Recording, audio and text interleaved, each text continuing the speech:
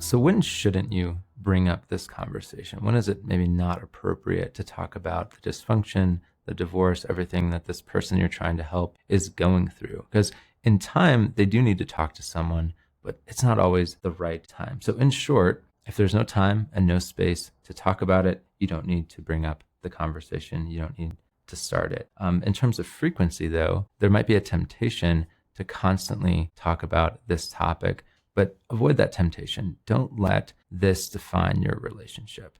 Don't let every conversation that you have be about a really heavy, deep topic like this. Hopefully, your relationship can be more well-rounded, where you have other conversations as well. And so do your best to balance that. But if they're bringing up the topic a lot, it's okay to talk about it with them at a time. But again, it's better to have a balanced relationship where you're not always talking about really heavy things. And obviously, don't bring it up if you're seeing signs, clear signs that they don't want to talk about it.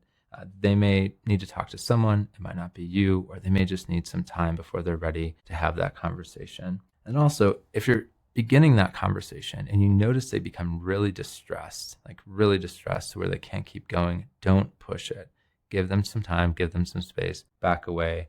And when they're ready, you can resume the conversation. That might be right away, or it might be days later, whatever period of time. And usually it's not best to have this conversation around their parents. That's a situation where you wouldn't want to start talking about this. Now, I'm not suggesting that you sneak around the parents, especially if you're in a position of authority. Not a good thing to do. However, what we've noticed is that kids typically, children, whether they're young or older, typically won't want to talk about the ways in which their parents and the divorce and the broken family has affected them because, again, we often want to protect our parents. We don't want them to know the ways in which maybe their actions have affected us for one reason or another. And so typically it's best to do this away from the parents in whatever way is appropriate.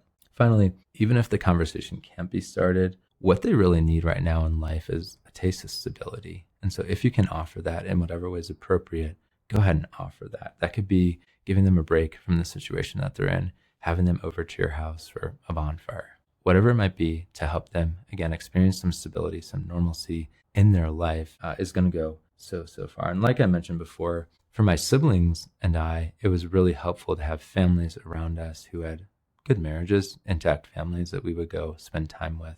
It was just really comforting, and it felt really safe to be with them. So giving them that space, giving them that stability, not bringing up the topic in situations where you don't have the time and the space to finish the conversation if they're becoming really distressed is wise, and it's going to help them a lot in the long run.